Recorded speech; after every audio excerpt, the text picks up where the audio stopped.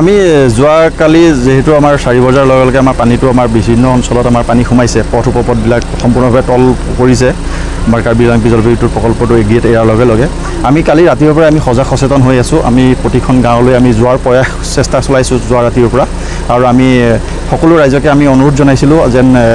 আপোনালোক সজাগ সচেতন হৈ থাকক যেন আৰু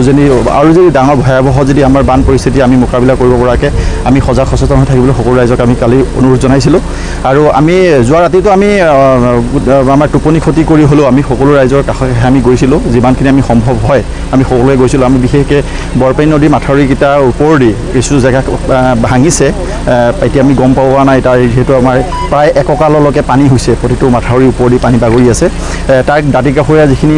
অঞ্চলৰ যিখিনি ৰাইজক আমি অনুৰোধ জনাইছিলোঁ এতিয়া বিশেষকৈ আমি এটাই কথা ক'ম যিহেতু আমাৰ খাদ্য সামগ্ৰী ধৰি লওক গৰুৰ পশুধনৰ যিখিনি খাদ্য সামগ্ৰী আমাৰ অভাৱ হৈছে যিহেতু আপোনালোকে নিশ্চয় দেখিছে প্ৰতি ঘৰৰ মানুহৰ বহু অঞ্চলৰ আমাৰ এইটো অঞ্চলৰ বিশেষকৈ আমি য'ত আছোঁ তাত বহু কেইঘৰ মানুহ এতিয়া পানীৰ তলত আছে প্ৰায় 50-60 ঘৰ মানুহ বৰ্তমান এইখিনি জেগাত আমি 50-60 ঘৰ মানুহ এতিয়া পানীৰ তলত আছে আমি প্ৰশাসনক অনুৰোধ জনাইছোঁ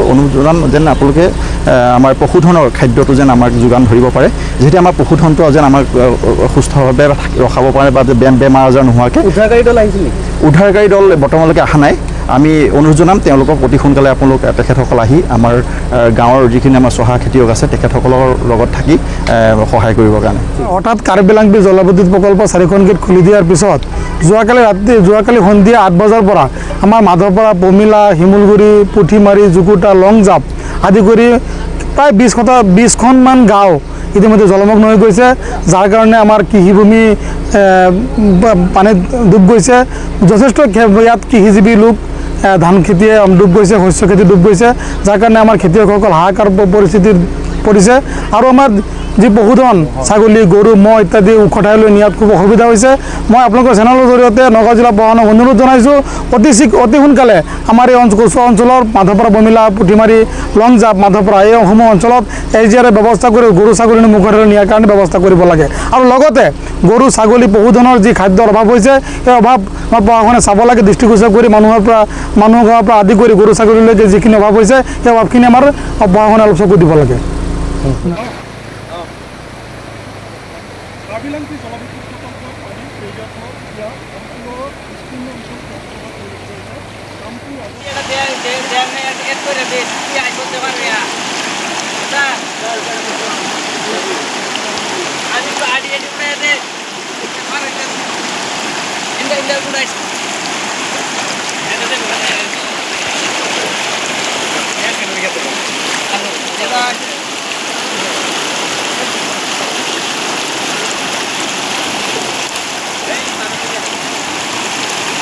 Mana tu datang tu?